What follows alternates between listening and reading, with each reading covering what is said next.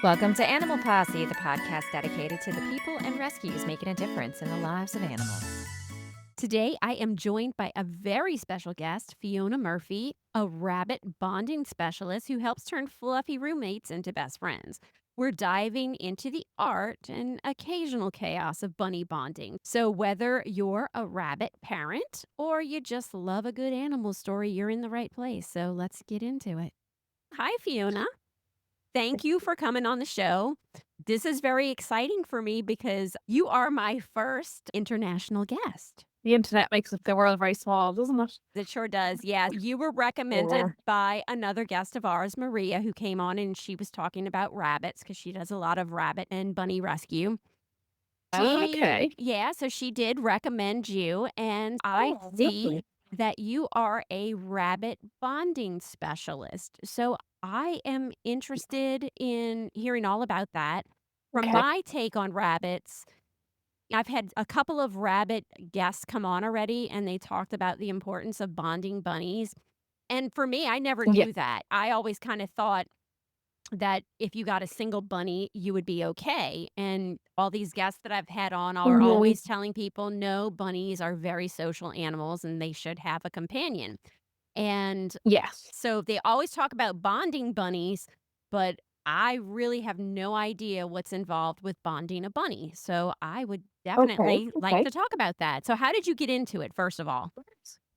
So I've been doing rabbit boarding since 2014 when we couldn't find somebody to look after our bunnies when we went on holidays. We had a good few bunnies at that stage. And I started offering holiday boarding because I figured if I had this problem, other people must have this problem. And they did. And then in 2016, one of my customers came to me and said, would I help them bond their bunnies? They were really desperate and the bunnies were living separate. They were living in an apartment and they couldn't get them to stop fighting and they wanted them to live together. They got the second rabbit, so the first one would have a friend, but they couldn't get them to be friends. And it wasn't a sustainable situation. They were going to have to rehome one of the bunnies if they weren't able to get them to be friends. So I said to them, look, I know the theory of it, but I've never actually done it in practice. If you want me to try, I will. And I did, and it works. And I've been doing it ever since. So I started bonding here, mostly for my customers and other people. I think I'm the only rabbit bonder in Ireland, actually. So people travel from all over Ireland to come to me. And then over COVID, then I had people starting to ring me looking for help because they had got a second rabbit while they were on lockdown, thinking that the bunny needed company before they went back to work and the rabbits were fighting. So I started offering advice on the phone. And then it became Zoom because we were in COVID and people heard about me in different countries. And now I help people all over the world because, like I was just saying, the internet is a small place. So it's great to be able to help people no matter where they are. I've helped people in Australia, America, Canada, the Seychelles, Israel, Dubai, loads of different places. Wow, that's amazing. How many bunnies or clients have you helped? So I have funded over 290 sets myself and I've lost count of people I've helped, but I'm thinking it's around 250 probably. So over 500 altogether between the ones I've done in person and the ones that I've done helping people online. So I really love it because ironically, yes, they should be kept in pairs, but they quite often go into fight mode when they meet each other. They're super territorial and it's a shock to people's system because the rabbits look so cute and fluffy. And next thing they're tearing fluff out of each other and they're injuring each other. And if you're not very careful, they can really do really bad damage to each other. Sometimes they're fighting out of fear. Sometimes they're aggressive because they've come from a rescue situation and they don't trust anybody or anything.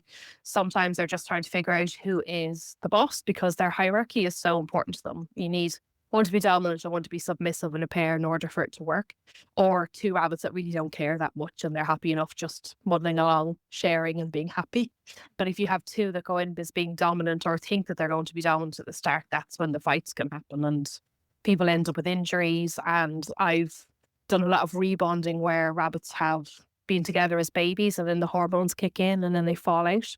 So people get two babies thinking, that's great, I'll have two babies forever and they can stay together forever. And then they're really surprised then when the rabbits fall out because people don't tell them that. They just sell two babies together.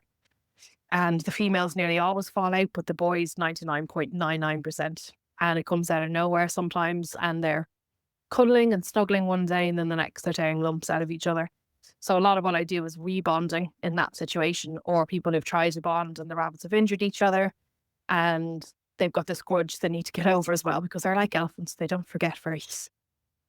When you're talking about bonding them, is there ever a situation where they will not rebond or where you cannot bond a pair of bunnies? It's very unlikely.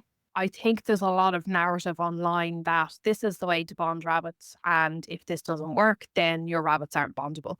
Whereas I'm very much about a holistic approach, I suppose you could say, a tailor-made situation for every pair of rabbits, because the rabbits are very sensitive and they have big personalities and they're quite complex. And people who don't have rabbits don't tend to understand that. And they have big emotions sometimes. And they can come into a situation from a rescue, for example, and they could have been abused or neglected or straying and just dumped. And they bring all that into the bonding pen with them as well. So it's really a case of tailor making your plan to the rabbits that you have in front of them. And then most of the time, it is absolutely possible to bond. I don't believe that most rabbits can be bonded. I do believe they can be bonded. The few that I haven't had success with have been through really traumatic things. They've been through a horrific time before they were adopted. There was one where it was rescued from the mouth of a coyote. There was another one that had been living in like this outdoor area with lots of different bunnies that were just constantly fighting. And sometimes they're just too traumatized to ever really trust other bunnies. But even with that, I still think probably eventually, if they found the right rabbit, they could become friends. But you have to draw the line at some point and not put them through it. If it's too stressful for them and it's not working, it's not fair to put them through the stress. But generally speaking, you can do it in as stress-free way as possible and it works as long as you find the right method and you just keep trying different things till you find the right thing that works. And you're 100% self-taught. Yes. Yes, exactly. Yes. Yeah. So just How did you go about finding the information that worked for you? I just did an awful lot of Googling, really, and reading up as much as I possibly could. There is some really good information on the internet, but the problem is that a lot of it is conflicting now. And there's very few people doing what I do that have the experience that I have. And so people look at it and go, okay, this is conflicting. I just don't know who to listen to. And of course, then every rabbit is different and every bond is different. So that can be very confusing as well because you can go onto a Facebook group and ask for advice or Google, and somebody can say, "Oh yes, this is how you bond your rabbits." But the reality of it is that a lot of people have never bonded or have only bonded one or two bonds, and that's great. But it can come across as they've bonded a lot of rabbits, and then people think that it should work, and then they get very discouraged. So I did an awful lot of research, and I still do a lot of research, and I find good resources and listen to good resources and other people who have experience, like people in rescues. And I think we're always honing our craft, so to speak, because sometimes you come up a situation that you've never come up against before, or a personality trait, or an experience that a rabbit has had.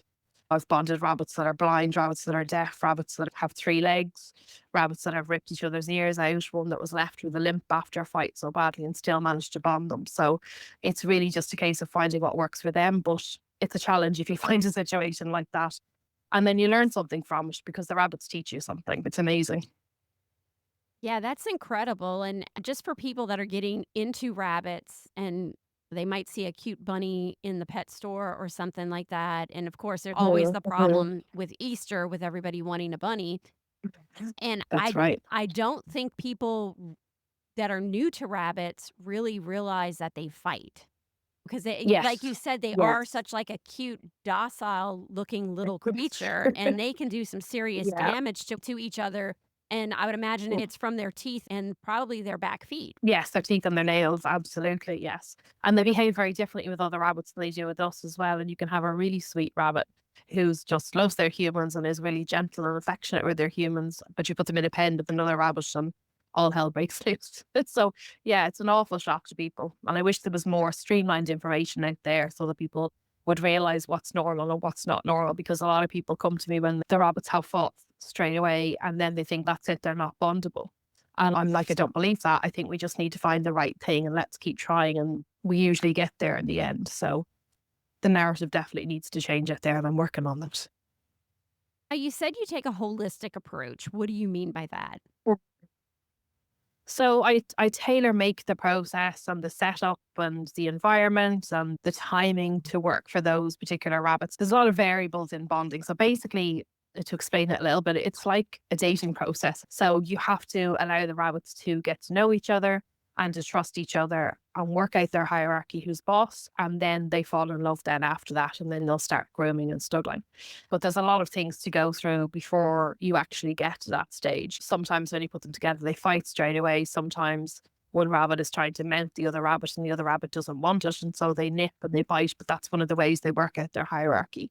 But the problem is that if you step in too early because you don't want them to hurt each other, which a lot of people do, completely understandably, because they're fur babies, they don't want them to get hurt.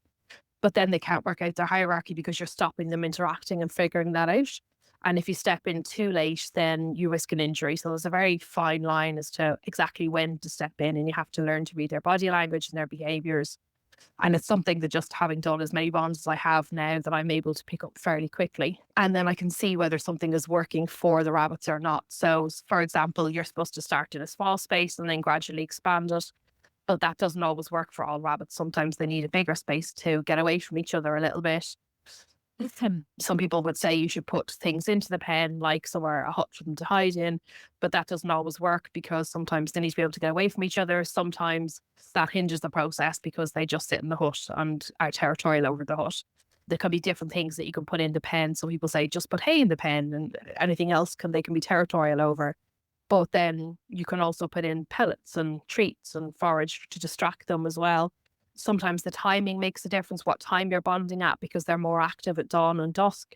So sometimes it can make the world of difference if you bond in the middle of the afternoon, for example, when they tend to be a bit more sleepy and have their nap time. So there's a lot of different things that can be done to change things up. And sometimes, although you should allow something like mounting, for example, because that's a territorial behavior, if the other rabbit is really having a problem with that, then that's something you don't allow for that particular bond, and they have to figure out a different way to work out their hierarchy. So it needs to be tweaked constantly, really, in order to make it work most of the time. Sometimes they fall in love straight away, but it's rare. What is the average time that it takes for them to get along? So it depends very much on the time people are able to put into it. When I'm bonding, the rabbits come to me for bonding, I would do about 40 to 50 hours of intensive sessions across the week. And then they go home. And the buddy parents then would spend the next week or two tweaking things, extending the space, maybe giving them free roam if they're used to having free roam space, maybe moving them outside gradually if they live in an outdoor area. And I walk them through all that as well. Obviously, that's all part of me doing it for them. So that will take maybe a week to 2 weeks after they get them home. So I guess it can be how long is a piece of string. Some of them bond a lot quicker than others. Like I said, they can bond quite quickly, and then sometimes they can take longer. And then there's different timings that you can do. So some people like to go 24/7, which means they straight away go in and put the bunnies together, and the bunnies are not separated at all until they're bonded. And in a good bond, that could take maybe a week to 2 weeks. But other people like to do it slowly around their work. So they might do an hour or two in the evenings and then a lot of the days of the weekend, for example.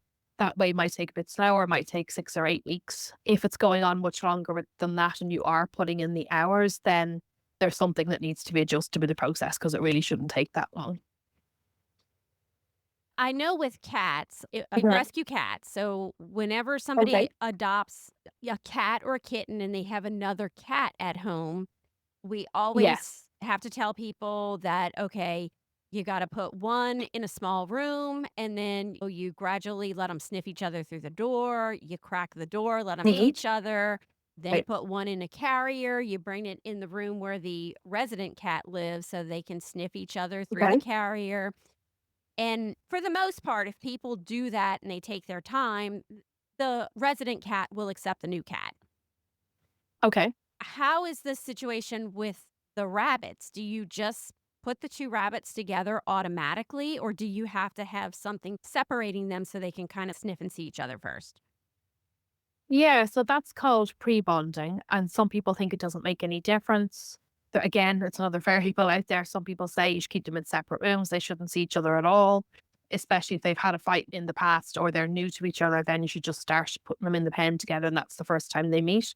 But I actually go the other way. I think that they should be housed side by side. So I recommend that people put them in two pens side by side like that. Or if one of the rabbits free roams, then they put the second rabbit into a pen in the space that the other rabbit lives in, a bit like your cat situation.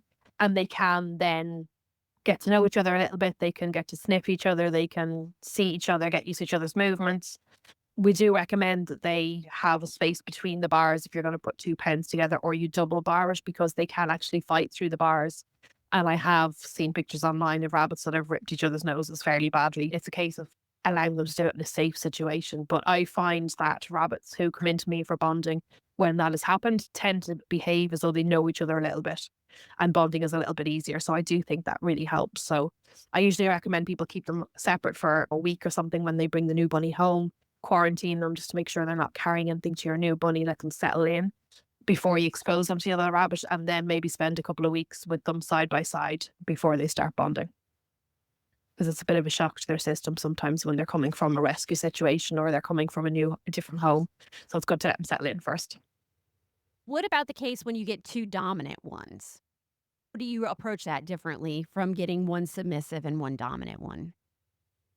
Usually when you have what appear to be two dominant rabbits, it's quite often not actually two dominant rabbits. So it's quite rare to actually get two dominant rabbits where one of them won't back down.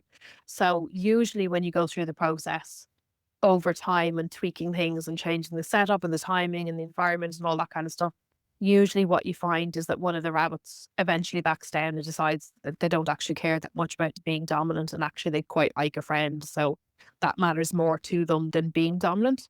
But it can also look as though they're too dominant, and what's happening is the dominant rabbit is attacking and the submissive rabbit is attacking back just as a reaction, or one or both rabbits can be attacking each other out of fear as well. So that's where I'm saying that people think sometimes that if they put them together and they fight straight away, that they're not bondable. And actually what's happening there is they're just having a communication problem and a hierarchy issue. And if we help them through it by knowing when to step in and also being gentle with them and tweaking the process and maybe doing shorter sessions, for example, or longer sessions, sometimes immersing them more in it and doing longer sessions can help. Sometimes they need short bite-sized sessions to adjust to each other. So it's all about just being very sensitive to the rabbits' emotions and personalities. I know, like I said, with the cats, I try to help people when they're adopting a cat and bringing it into another household to get things to work out. And for the most part, like I said, Yeah, if they follow the advice that I'm giving or other rescues give, it's very successful.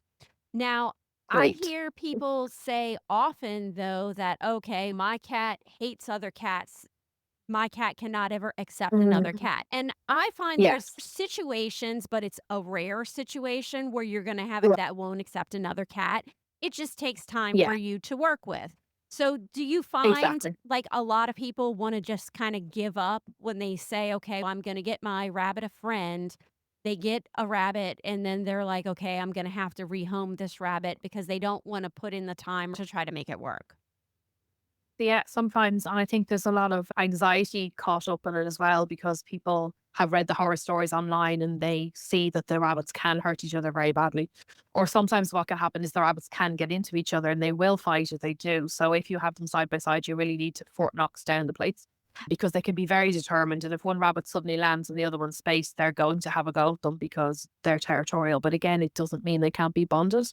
But I think because people don't have the tools to know how to bond, because they've read stuff online and it hasn't worked, or they've read a whole lot of conflicting stuff and they're just overwhelmed and don't know where to start, that they can read that as the rabbits aren't bondable, and actually following advice from somebody like myself who would coach them through the process can really make the world a difference. And that's evident in my success rate, because it's just a case of finding the right thing, but people have to be prepared to put the time and effort into it as well. And I think when someone's get a second rabbit, they've read online, you should get a second rabbit. Your rabbit needs company, and they don't realize how much work goes into it.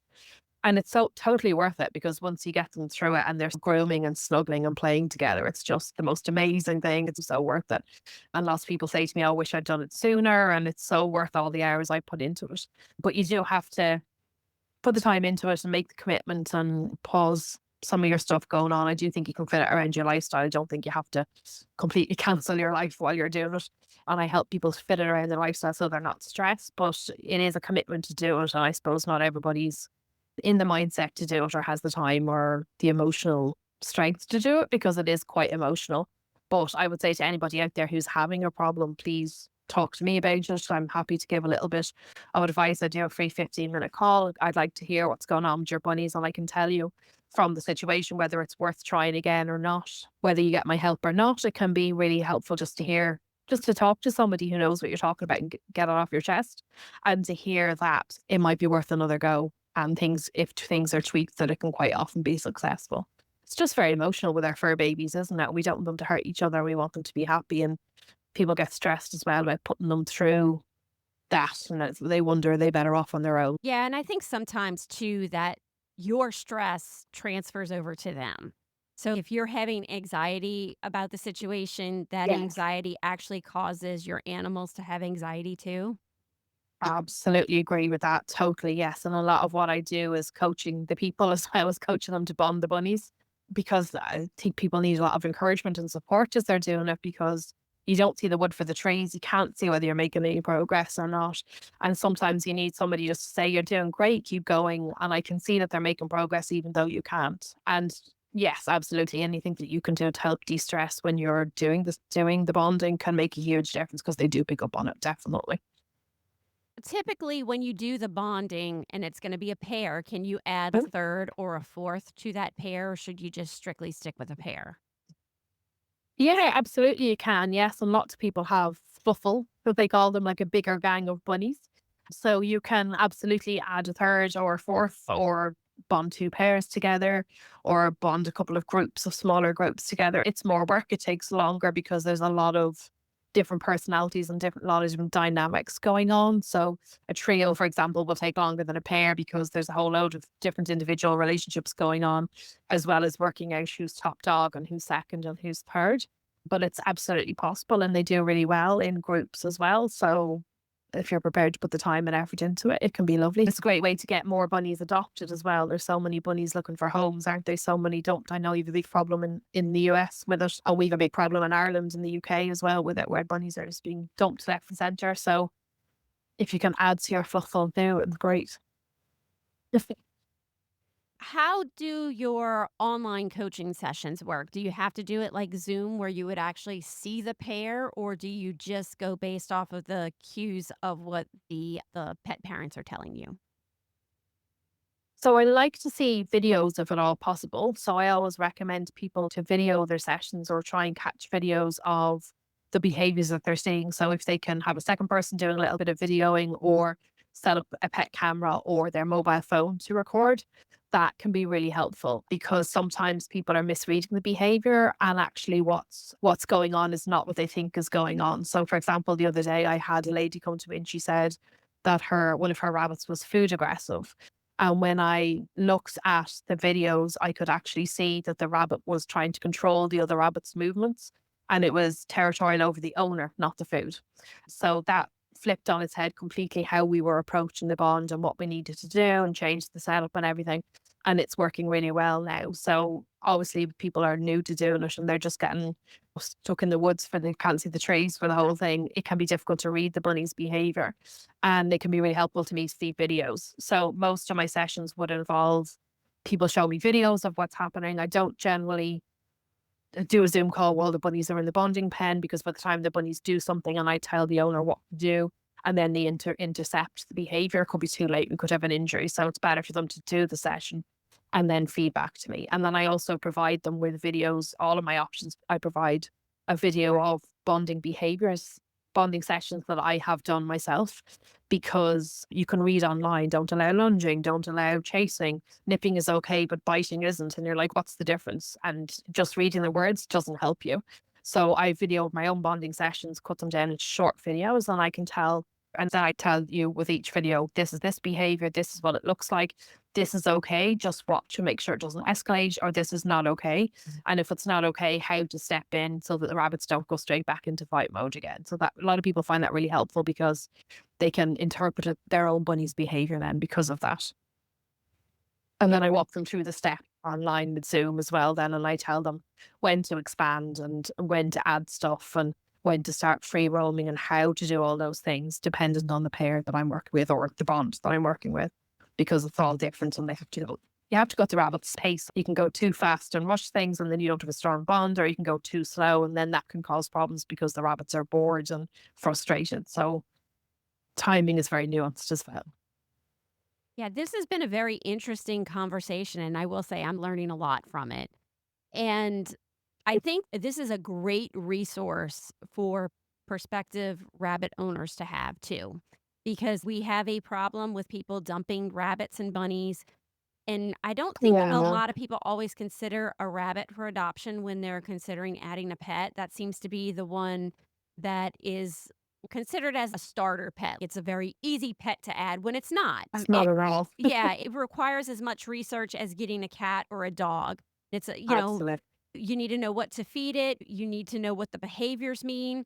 And I Yes. think that this resource that you are offering is great because it is keeping bunnies in homes and it's keeping Mhm. happier too because it's putting a pair together and they'll have a Yes. companion for life.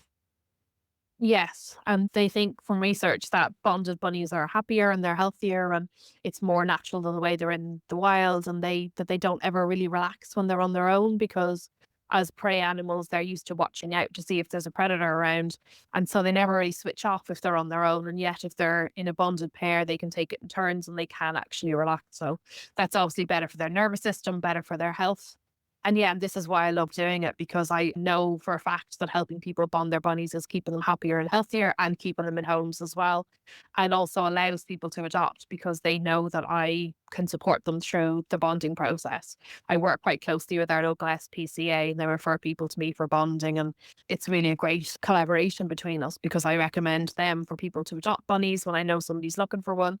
And then they send people to me for boarding and bonding and care and behavior because I do all that as well if they need help with that. And it's working really well to help support bunny parents who don't want to guess what they're doing and don't want to rely on Google when it's so conflicting for everything about bunnies. How can people get in touch with you? So I have a website called thebunnybondingcoach.com, and that has all my options on it. There is a free 15-minute call link if you'd like to just have a little chat about what's going on with your bunnies. And there's also a quiz on there where you can tell me what's happening as well. And I'll send you a personalized email with my take on the situation and how I can help. And then I have lots of different options depending on whether you just want a plan to work through. We can do a Zoom call where I can give you a plan, or I do a really high level of support as well. The other extreme, there's everything in between, but I do a really high level of support where I can walk people through it. They get a month's support with me, 4 Zoom calls across the month, and unlimited WhatsApp support in between. So if you're anxious or you've got a particularly complex bond or you just don't know where to start, it can be really helpful. It's the next best thing to me being beside you, and I'll support you through it all. Thank you so much for taking the time to speak with me today about all of this. Oh, thank you very much for having me. It's been lovely talking to you, and it's been interesting for me to hear about the parallels with the cats because I don't know anything about bonding cats. That's it for today's episode of Animal Posse. If you love what we're doing, please consider becoming a member. Your support directly helps us continue highlighting the people and stories that save lives across the country. Just a quick reminder, the views and opinions expressed by our guests are theirs alone and are provided for entertainment purposes. They don't necessarily reflect the official position of the show, and this information should never replace the advice of your own veterinarian. Thanks for listening, and we'll see you next time. Paws in the night, claws in the fight, whiskers twitch and tails take flight. They're calling in stories to spin from the wild to the heart within. Broken wings and hopeful springs, we're the voices for these things. Animal Posse, hear the call. We stand together, big and small. Rescue tales, we've got it all. Animal Posse, saving them all.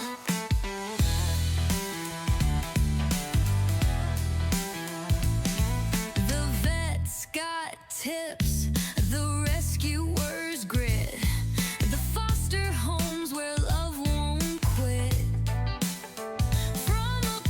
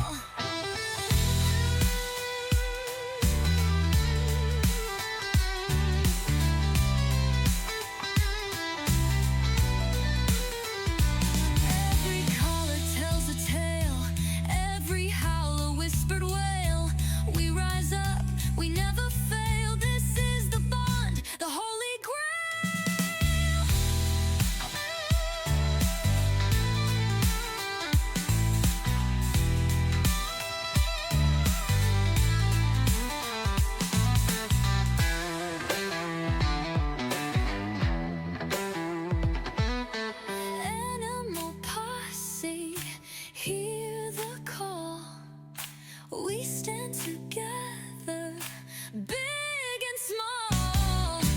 Rescue tales, we've got it all. Animal Posse, saving them all.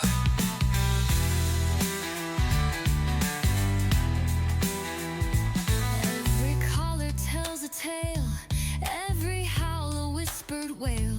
We rise up